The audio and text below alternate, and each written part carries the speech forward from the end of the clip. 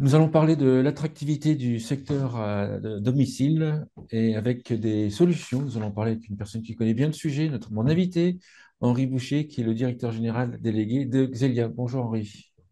Bonjour Frédéric. Peut-être représenter brièvement Xelia pour ceux qui ne connaissent pas encore dans ce secteur. Et ensuite, on parlera de l'attractivité. Eh bien, Xelia, on a 18 ans maintenant. Nous sommes un groupe maintenant de 250 personnes avec trois métiers. Nous sommes éditeurs, principalement connus sur le secteur avec la marque Ximi, le logiciel, la solution tout en un qui permet aux structures d'aide et de soins de répondre à leurs enjeux, à leurs problématiques du quotidien. Nous sommes également accompagnateurs. Nous sommes une société de conseil qui accompagne nos clients dans leurs différents enjeux et nous sommes également formateurs au travers d'un organisme de formation. Voilà, tous les deux nouvellement nommés Amaltia, conseil et formation sous la marque Amaltia que nous venons de lancer à l'occasion justement du dernier salon des services à la personne qui a eu lieu porte de Versailles. L'attractivité, peut-être quelques chiffres ou rapidement expliquer la problématique, le challenge. Le challenge, c'est que quand on interroge les structures, elles ont comme principale difficulté aujourd'hui la difficulté d'attirer et de fidéliser des talents, des intervenants qui viennent s'occuper des personnes âgées, des personnes handicapées ou des intervenants au sens large qui prennent en charge leurs clients. Et quand on prend quelques chiffres, on peut se dire qu'aujourd'hui dans le secteur, c'est terrible de devoir dire que limite un taux de turnover bon, c'est 50%. Ouais, ouais. 50%, c'est énorme. Mais pour beaucoup de structures, c'est finalement, malheureusement, pas si mal. On a même des structures qui sont capables de nous dire, non, mais attendez, nous, aujourd'hui, on est dans une situation de plein emploi. Ça veut dire qu'un intervenant à domicile, si jamais ça se passe pas bien ou pas parfaitement bien dans ma structure, du jour au lendemain, il peut partir, il trouvera un autre job à côté. Alors ça, c'est particulièrement vrai dans les villes, un peu moins vrai dans dans le monde plus rural ou périurbain, mais globalement, c'est quand même une situation qui crée un énorme stress pour les structures de l'aide à domicile, de l'aide et du soin à domicile, parce qu'il y a une capacité à pouvoir aller n'importe où, et donc c'est très difficile d'attirer et très difficile de fidéliser. Donc, il faut essayer justement de s'interroger quelles sont les mécaniques que je peux mettre en œuvre dans mon organisation pour pouvoir justement attirer et fidéliser dans mon organisation. Fidéliser, on verra après, j'imagine, on peut commencer à deviner que vous allez apporter des solutions. Euh, comment est-ce qu'on peut améliorer l'attractivité? Parce que l'attractivité, moi j'ai l'image d'un métier qui n'est pas, entre guillemets, jugé comme noble par certains. C'est ça qui est terrible, c'est qu'on a un énorme travail collectif à faire sur l'image de ce métier. Voilà. Et pour nous, il y a trois piliers de l'attractivité. Globalement, c'est mon organisation. Comment suis-je organisé? Est-ce que mon organisation, mon mode de fonctionnement, est-ce qu'elle attire ou pas les gens à me rejoindre? Deuxièmement, c'est finalement la formation. Qu'est-ce que j'offre comme parcours et comme dynamique de formation aux gens qui me rejoignent? Et troisièmement, bien sûr, les enjeux de technologie. Euh, Nous, notre volonté, c'est que on arrive à faire comprendre à une auxiliaire de vie que son outil du quotidien, demain, et aujourd'hui, ça devrait être un smartphone et non pas une serpillière. Parce qu'on croit beaucoup au fait que la qualité de service, elle vient de la bonne information au bon moment à la bonne personne. Et ça, aujourd'hui, il faut vraiment que les auxiliaires de vie et les aides-soignantes prennent conscience qu'elles ne sont pas simplement des exécutantes de tâches à effectuer au domicile d'une personne, mais qu'elles sont réellement partie prenante du parcours de vie, du parcours de soins et d'aide qu'on apporte à Madame Martin. Pour nous, c'est ça qui va être déterminant. Ce sont vraiment ces trois piliers. Sur l'aspect formation, j'ai une expérience où j'avais vu des adultes en fait, de 35 ans qui avaient travaillé dans le commerce, ils n'avaient pas de diplôme, très peu de diplômes, et donc ils avaient vécu ce que c'était que manquer de diplôme. Donc effectivement, ils s'étaient orientés vers des SAD et qui leur proposaient des formations. Donc, bon, je vois la logique. Mais comment est-ce que quelqu'un qui s'intéresse ou de près ou de loin, enfin, qui commence à regarder ce secteur d'activité, peut percevoir qu'un mode de fonctionnement va lui plaire ou pas?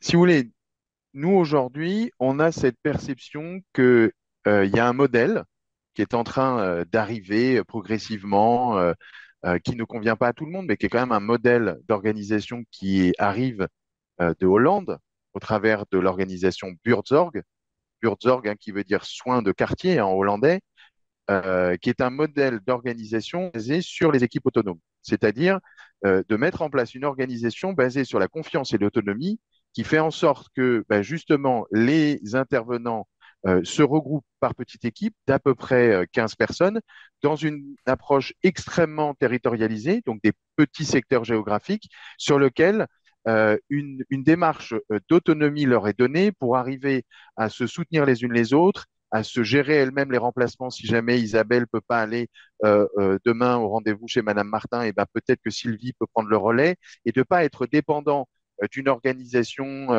peut-être avec un responsable de secteur sur lequel repose toute la charge de faire ce fameux Tetris dans son planning pour trouver comment combler les trous. Et ben si on arrive à mettre une organisation en équipe qui permet ce soutien, et ben ce qu'on observe, c'est que globalement ce mode d'organisation permet d'attirer des gens qui recherchent ça, parce que ça valorise leur métier, on leur fait confiance et qui du coup se sentent mieux dans ce mode en fonctionnement d'équipe. Et donc, là, on commence à toucher au sujet de la fidélisation, reste plus longtemps. Et là, on observe que finalement, le taux de cooptation moyen dans le secteur est extrêmement faible. On dépasse à peine les 10% des intervenants qui rejoignent une structure qui arrivent par cooptation, alors que quand on est dans une organisation basée justement sur des équipes autonomes, on a certains de nos clients, par exemple, qui dépassent les 30-40% de cooptation de gens qui leur sont amenés par des membres de l'équipe autonome qui disent, mais viens travailler ici, tu vas voir, on s'y sent bien. D'après toi, qu'est-ce qui intéresse les auxiliaires de vie dans les équipes autonomes? Ben, c'est cette confiance qui leur est accordée. C'est que, en fait, euh, en équipe, on est capable de s'organiser pour le bien des bénéficiaires qu'on prend en charge. On n'a pas besoin que quelqu'un nous dise comment on doit s'organiser, à quelle heure faut y aller plutôt qu'à une autre. On peut s'organiser, on a un planning qui nous est rendu accessible, on a le droit qui nous est donné dans les outils de pouvoir faire des modifications du planning. On n'est pas juste en train de dire demain je suis pas là, débrouillez-vous. On est dans un mode où on m'a fait confiance et donc si jamais demain je peux pas y aller parce qu'il y a une contrainte X ou Y, j'ai la possibilité de trouver une solution au sein de l'équipe et de mettre en œuvre cette solution. Donc, on me fait confiance et à la fin, mes clients sont satisfaits et mes clients étant satisfaits, eh ben, ils invitent d'autres clients à venir être pris en charge par la structure. Ce qui fait qu'en fait, ce qui les intéresse, c'est la confiance et le fait d'avoir des responsabilités. C'est ça qui revalorise, d'après ce que je comprends, Ah, mais le absolument. métier. Et nous, on peut en témoigner parce que Xelia s'est elle-même transformée en organisation dite libérée, c'est-à-dire une organisation basée justement sur des équipes autonomes. Donc nous-mêmes, nous l'avons mis en œuvre chez nous, nous le vivons avec notre propre attractivité et notre satisfaction des collaborateurs que qu'on mesure très régulièrement. On voit bien que ce mode d'organisation basé justement sur la confiance et l'autonomie valorise énormément les gens et les aide à être en adéquation justement entre ce qu'ils ont envie de faire et ce qu'ils peuvent faire. Si je dirige un SAD et puis que je me pose la question de l'équipe autonome, l'organisation de l'équipe autonome, ça attire plus, d'après toi, ça attire plus d'auxiliaires de vie et où ça attire des auxiliaires de vie qui sont jugements de valeur, soit sont plus responsables, peut-être un peu plus âgés, plus responsables. Ah, on a tous les cas. On a vraiment des... Et d'ailleurs, on faisait une conférence sur ce sujet à l'occasion du Salon des services à la personne et une des personnes qui intervenaient nous disait que justement dans le chapitre de la cooptation, il avait maintenant 3 générations d'intervenants de la même famille. C'est-à-dire qu'il y a une première intervenante qui est venue, qui a fait venir sa belle-mère, génération au-dessus, et qui a fait venir sa petite fille. Et donc, on a trois générations qui sont dans la même organisation. Alors, en l'occurrence, elles sont pas dans la même équipe autonome, mais elles sont quand même venues dans la même structure parce que attirées par ce modèle d'organisation. Donc, je ne crois pas que ça convienne plus à, un- à une, à une tranche d'âge, on va dire, d'intervenants. Je crois plus que c'est une appétence, une philosophie, une envie de mode de fonctionnement qui attire. Après, encore une fois, il ne faut pas chercher à faire des équipes autonomes pour tout le monde. Ça n'a pas de sens. Il y a des gens à qui ça ne convient pas. Il y a des gens qui seront plus à l'aise dans une organisation plus dirigiste où on leur dit ce qu'il faut faire. C'est aussi une certaine forme de sécurité, de confort, d'être orienté. On n'a pas un poids peut-être de forme de responsabilité. Donc, ça, faut pas chercher à imposer ce modèle à tout le monde. Mais il faut que ceux qui se posent des questions en se disant, tiens, mais est-ce que c'est pas finalement une réponse que je peux apporter à mon organisation? Est-ce que finalement, si je mettais en œuvre une organisation de ce type, je n'arriverais pas à plus facilement attirer les talents à venir me rejoindre? Et surtout, à les fidéliser. Parce que ce qui est impressionnant, c'est que on voit bien dans le secteur, je te donnais tout à l'heure ce chiffre du turnover, la difficulté n'est pas spécialement d'attirer sur le papier, c'est vraiment après de garder les gens et de faire en sorte qu'on ne soit pas en permanence en train de rechercher de nouvelles personnes. Parce que tu te rends compte que faire venir régulièrement des nouvelles personnes dans son organisation, c'est du temps passé par les gens qui font le recrutement, par les gens qui accompagnent, par la formation. Et on le sait tous, ce qui coûte de l'argent, c'est le temps. Tout ce temps qui est passé à accompagner des structures, enfin, pardon, des intervenants qui arrivent, tu te rends compte, 50% de turnover, ça veut dire que les gens restent 6 mois. C'est énorme. Ça veut dire que tous les 6 mois, tu renouvelles. Donc, si tu arrives à réduire ce taux, bah, forcément, tu gagnes énormément. Si je dirige un SAD et je suis intéressé par ce mode de fonctionnement, après vous, vous allez m'aider, enfin, vous allez m'accompagner à mettre en place ce mode de fonctionnement. Exactement. Donc, nous, en tant que Xelia est dans ce rôle justement Amaltia d'accompagnateur, on a créé une offre, on a créé même un- un écosystème de partenaires avec qui on travaille, voilà, un collectif qui s'appelle l'Humain d'abord, des gens de Org Intégra, des gens de compagnie, voilà, qui est tout un écosystème de gens avec qui on travaille pour orienter et aider les gens à se transformer. Alors bien sûr, c'est un processus qui se fait pas en claquant des doigts. Il y a un énorme travail d'accompagnement à la culture du changement, à définir justement comment est-ce qu'on va sectoriser les personnes, quelles sont les attentes, quels sont les freins, et mettre tout ça en musique. Et ce qu'on voit très très vite, c'est qu'en fait, dans ce genre d'organisation, bien souvent, s'il n'y a pas les outils qui permettent de sous-tendre ce type d'organisation, ben, c'est un énorme risque de faire pchit. Parce que si on n'a pas les bons outils, ben, finalement, ça devient un enfer et le bénéfice qui était attendu se retrouve être complètement absent parce qu'il y a trop de contraintes ou alors qu'on se retrouve dans des difficultés graves de non-conformité. Je donne un exemple. Je parlais il n'y a pas très longtemps avec une structure qui s'était transformée en équipe autonome, mais comme seul outil qu'elle avait trouvé pour créer cette autonomie, elle avait créé des WhatsApp. Donc un WhatsApp pour chacune des équipes. Sur le papier, ça paraît logique de faire ça. Mais en fait, c'est dramatique. On est en train de mettre des données personnelles, voire même parfois des données de santé, dans un outil qui n'est absolument pas fait pour et qui ne permet absolument pas de garantir que si jamais l'intervenant s'en va de la structure, elle n'a plus accès aux données. Parce que vous savez, WhatsApp, quand on est sorti d'un groupe, sur son téléphone, on a toujours toutes les informations. On est Ah juste oui, sorti du groupe ah et on oui, n'a pas les nouvelles infos. Mais tout l'historique, on l'a toujours. Donc en ah oui. fait, on est de fait en non-conformité par rapport à la RGPD et même pire à la logique du HDS, hébergement des données de santé, on est allé mettre des données de santé dans un outil qui n'est pas agréé hébergement de données de santé.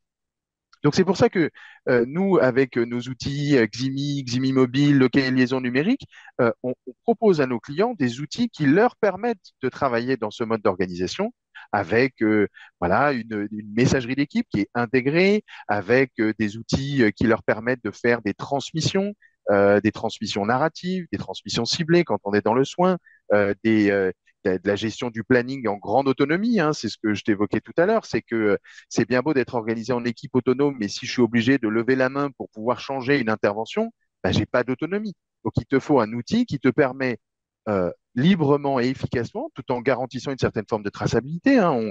Qui a fait ce changement? Ben, ça, bien sûr, on le trace et on le met en évidence dans l'outil pour que tout le monde soit rassuré. Mais par contre, on laisse cette souplesse d'organisation qui permet aux gens de mieux travailler ensemble. L'aspect formation, le troisième point, l'aspect formation, la mise en place d'une équipe autonome, ça demande quoi comme formation?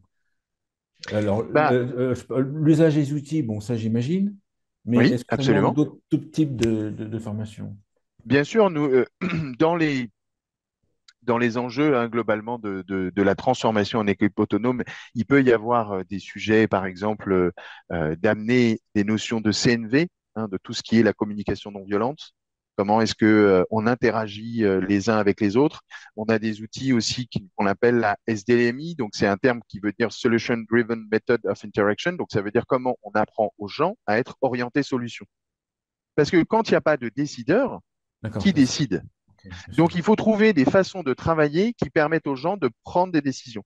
On travaille sur des logiques, par exemple, plutôt de consentement plutôt que le consensus. C'est-à-dire qu'on évite de chercher à chaque fois à ce que tout le monde soit d'accord. D'accord. L'important en équipe, c'est de trouver une façon où finalement, il n'y a personne qui pourrait dire ah non, là, je ne peux pas vivre avec. Et c'est très, très différent de dire je ne suis pas d'accord ou dire je ne peux pas vivre avec. Il y en a un qui est quand même beaucoup plus fort que l'autre. Il y a bien souvent des gens qui disent non, je ne suis pas d'accord, j'aurais pris bleu, mais je peux vivre avec qu'on prenne rouge. Et ça change tout dans la dynamique de gestion d'équipe. Après, sur le sujet de la formation, nous, aujourd'hui, on accompagne les intervenants avec surtout un levier majeur, c'est que ce qu'on a constaté, c'est que historiquement, la façon de former les intervenants, que ce soit les auxiliaires de vie, les accompagnateurs véhiculés, les aides-soignants, on ne savait que les amener dans un lieu physique et leur donner des formations en présentiel. Le problème, c'est que tous les gérants, et puisque tu joues le rôle du directeur de SAD dans notre échange, eh ben, il dit, mais moi, j'aimerais bien envoyer Isabelle en formation, mais elle a un planning rempli. Je vais faire comment pour Madame Martin, Monsieur Dupuis et Madame Duchemol si j'enlève Isabelle et que je l'envoie en formation? Je fais comment? En fait, je peux pas. Je suis coincé. J'aimerais lui apporter de la formation, mais j'y arrive pas. Donc, nous, on a pris le pied de dire, eh ben, on va digitaliser ces formations.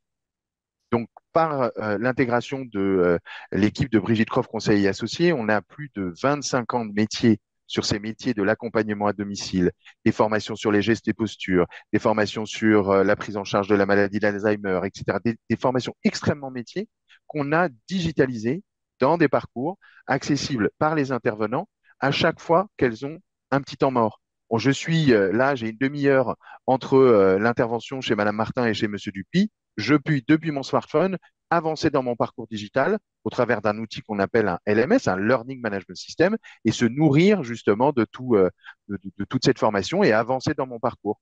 Et là, on commence à voir des évolutions et on a même certains de nos clients qui disent, mais c'est tellement puissant qu'en fait, maintenant, je commence à voir avec mes intervenants si elles vont au bout du parcours, par exemple parcours 1, elles vont au bout du parcours 1, dès qu'elles valident le parcours 1, je mets en œuvre une augmentation de salaire. Et de D'accord. faire une corrélation entre l'implication intrinsèque de la personne à dire, mais moi, je veux être formé et je fais l'effort d'aller au bout de ma formation, et parce que je vais au bout de ma formation, je peux obtenir un petit impact pécunier pour passer des leviers et progresser. Ah, et là, on renverse complètement la tendance. C'est pas simplement de dire j'ai droit à la formation. Non, j'ai un devoir de me former. Et là, on voit quand on fait ce processus de formation digitale, qui n'est pas du coup une formation à un instant T, mais une formation qui s'étale dans le temps. Mais forcément, quand vous avez un intervenant qui, en rejoignant votre structure, on lui met à disposition un espace digital dans lequel elle va être nourrie en permanence avec des nouveaux contenus qui lui permettent de faire un meilleur métier, mais elle n'a aucune raison de s'en aller. Ça, c'est l'application de votre approche pour les équipes autonomes. Est-ce qu'il y a d'autres sujets que vous traitez? Oui, alors tout ce que je venais de dire hein, sur les formations, ce n'est pas uniquement dans le cadre des équipes autonomes, hein. C'est pour ça que j'ai D'accord. élargi. Ah oui, Dans le oui, cadre oui, des équipes des autonomes, on exemples fait des d'autres. choses, mais Mais plus généralement, pour tous les métiers, même les organisations classiques, on croit beaucoup comme autre levier, hein. C'est ce que je disais. On a trois piliers. On a l'organisation, donc par exemple une organisation qui permet d'améliorer le fonctionnement humain, aligné, de faire résonner des vocations, de favoriser l'ambition collective. Tout ça, c'est le pilier de l'organisation. Sur l'évolution professionnelle, c'est la formation. Et donc là, Le but pour nous, c'est d'avoir des parcours qui soient clairs et motivants et qui permettent aux gens d'être efficaces dans leur suivi des formations. Mais après, pour répondre à ta question, est-ce qu'il y a d'autres typologies de transformation sur lesquelles on accompagne aujourd'hui nos clients? Au-delà de la transformation en équipe autonome, je pourrais te citer le fait de la transformation du numérique en santé, qui est un enjeu majeur aujourd'hui, qui arrive, enfin, qui est plus qu'arrivé maintenant, on est dans le concret. On avait déjà fait une interview tous les deux il y a quelques années pour parler de l'enjeu de Ma Santé 2022 et ce que ça allait changer concrètement au quotidien. Là, on est en plein dedans. Mais ce qu'on voit, c'est même si dans notre rôle d'éditeur, on a passé le référencement Ségur, on a obtenu tout ce qu'il faut et qu'on est en train de déployer tout ça chez nos clients, déployer un outil, c'est pas suffisant. Pour aller chercher les usages et faire en sorte vraiment que l'ensemble de la société se mette à utiliser les outils numériques, les outils, ce qu'on appelle les socles de mon espace santé, hein. Je ne sais pas si tu as toi-même ouvert ton espace santé, mais on a tous un mon espace santé qui nous est ouvert. Eh bien, si on veut que l'information soit bien partagée entre tous les professionnels de santé qui gravitent autour de Madame Martin, il faut donner aux gens des outils pour cela et les accompagner à le faire. Donc nous, aujourd'hui, on a accompagné là sur 2022 et 2023 plus de 1000 établissements sociaux et médico-sociaux dans leur transformation numérique au travers de ce que l'État a appelé des GRAP. Donc on a réuni sur des territoires un certain nombre de structures dans des GRAP d'à peu près 15-20 établissements et on les a accompagnés à aller justement vers cette transformation, chercher les usages, déployer la messagerie sécurisée de santé, déposer des documents dans le dossier médical partagé, etc. Mais ça ne se fait pas de manière innée. Il faut accompagner les structures pas à pas dans la mise en œuvre. Il y a des éléments qui peuvent être parfois techniques, parfois qui peuvent être des changements organisationnels. Comment est-ce que je mets en place une procédure d'identito-vigilance dans mon organisation? Tout ça, c'est pas inné. Ça nécessite un accompagnement. Et ça, c'est ce que l'on fait avec Amaltia. Et donc, on a accompagné, comme j'ai dit, plus de 1000 structures et on va continuer sur ce rythme-là également sur les années à venir. La création des services autonomie, il va y avoir, j'imagine, des fusions, des rapprochements, etc. Ça aussi, c'est un axe sur lequel vous réfléchissez. Parce que là, je pense Exactement, que ça va demander de l'accompagnement, j'imagine, pour le coup. absolument. Ça, c'est notre troisième sujet. Euh, Très belle passe décisive. Merci Frédéric. Donc, Voilà. globalement, Sans préparation, vous avez vu ça? sans préparation. Mais donc, on est effectivement également dans une démarche d'accompagnement de nos clients sur les services autonomie. Alors, on l'avait fait dans une première approche en créant un groupe de réflexion depuis plus d'un an et demi maintenant. On a réuni tout un tas d'acteurs du secteur, que ce soit des établissements eux-mêmes, qu'ils soient clients ou pas clients, ça n'était pas un problème. On a également fait intervenir des fédérations professionnelles, on a fait intervenir des structures de l'Agence numérique en santé qui sont venues réfléchir à nos côtés. Mais finalement, cette réforme des services autonomie, quels vont être les impacts concrets sur les structures? Et donc, ça nous a permis de nous préparer. Et donc, maintenant, on a un outil qui est conforme au décret de la réforme, c'est-à-dire qu'on permet à nos clients qui se structurent ou qui se fusionnent en services autonomie, aide et soins, donc vraiment tout dans la même structure, d'avoir dans le même logiciel la capacité de gérer l'activité d'aide et de soins, d'avoir des outils de coordination, d'avoir un planning partagé, c'est-à-dire que quand on regarde le planning de Madame Martin, on a dans le même planning les interventions de l'aide, les interventions du soin qui sont au même endroit. On a même fait des développements qui permettent de coordonner les deux services entre eux. Par exemple, notre moteur de gestion de tournée du SIAD est capable de savoir s'il y a besoin de présence supplémentaire pour pouvoir réaliser le soin. Par exemple, vous voyez, si Madame Martin, bah, elle est peut-être avec un certain embonpoint et qu'elle nécessite d'être deux pour pouvoir la sortir du lit, bah, ça paraît tout bête, mais en fait, nous, notre moteur permet de faire en sorte que le passage de l'aide-soignante se fasse au même moment de la présence de l'auxiliaire de vie. Voilà, c'est tout un tas de petites choses comme ça qu'on a su appréhender, mettre dans les outils. Et donc, là encore, les outils, c'est une façon de répondre aux besoins, mais on les aide également, nos clients, à s'organiser pour changer la rédaction de leur projet personnalisé d'accompagnement pour avoir le volet aide et le volet soins qui soient bien dans le même document, de voir de quelle manière elles peuvent travailler sur une évaluation des besoins communes et pas avoir un service d'aide qui part faire une évaluation, un service de soins qui part faire. Ouais, tout ça, c'est une démarche d'accompagnement et les services de l'équipe Amaltia permettent justement d'accompagner nos structures vers cette démarche-là. Et puis, il nous arrive parfois d'être un petit peu, on va dire, agence patrimoniale, c'est-à-dire de mettre en contact des structures aide et des structures soins d'un même territoire qui aimeraient pouvoir se rapprocher, mais qui ne se connaissent pas forcément. Et il s'avère qu'elles sont toutes les deux équipées d'Oximi, et donc ça aurait tout intérêt de pouvoir se rapprocher. Est-ce qu'il y a aussi l'approche de faire travailler les salariés de la santé, du secteur de la santé, avec les salariés du médico-social? Et certains m'ont expliqué qu'effectivement, des fois, c'était pas forcément très facile. Sur le papier, c'est pas facile. Le problème, c'est qu'on a un historique. L'historique, il ne disparaît pas en un jour. Et pendant des années, le médico-social a été considéré quand même globalement comme la dernière roue du carrosse, C'est et ça, oui. voire même parfois n'ayant pas le droit de voir un certain nombre de choses du monde de la santé. Et à chaque fois que je prends la parole sur ce sujet, je rappelle à tout le médico-social que le mot santé, quand on entend désormais le mot santé, il faut bien comprendre que ça va jusqu'au médico-social. Donc il faut D'accord. distinguer deux autres mots, le sanitaire, le médico-social, mais le mot santé, il englobe bien les deux. Donc, D'accord. quand on parle de santé, et c'est d'ailleurs pour ça que tous les établissements médico-sociaux qui sont nos clients du domicile ont des exigences de mise en conformité parce qu'ils deviennent professionnels de santé. Voilà. Donc, maintenant qu'on a dit ça, je fais un petit rebond qui est quand même très, très, très intéressant. C'est qu'en fait, ça peut être vécu comme une contrainte, cette logique de rentrer dans ce monde un petit peu de la santé. Mais je partageais dernièrement avec certains de mes clients le fait que, est-ce que vous avez vu que, en fait, avec les nouvelles exigences que vous avez, quand vous intégrez un intervenant, vous allez le déclarer dans un outil qui s'appelle le répertoire partagé des professionnels de santé. Ça lui Oui, donne droit, ça lui valorisé. donne droit à une carte de professionnel de santé. Mais allez dire maintenant à un entretien d'embauche à quelqu'un, vous savez que si vous rejoignez notre structure, on va pouvoir vous attribuer une carte de professionnel de santé. Ben, je vous assure, vous dites ça à une auxiliaire de vie qui, hier, considérait que son outil c'était la serpillière, ça veut dire que ça change tout. Ça change tout sur le regard qu'elle a d'elle-même. Elle n'est pas une simple exécutante de tâches ménagères. Elle est dans une démarche réellement reconnue comme professionnelle de santé, accompagnant Madame Martin dans son parcours de vie. Ça change complètement son image. Une conclusion ou un point que tu voulais rajouter à l'émission?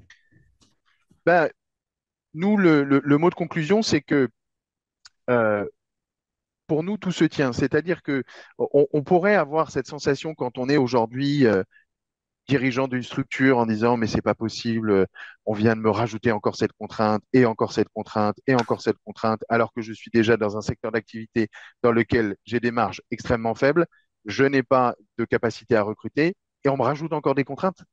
Et c'est insupportable.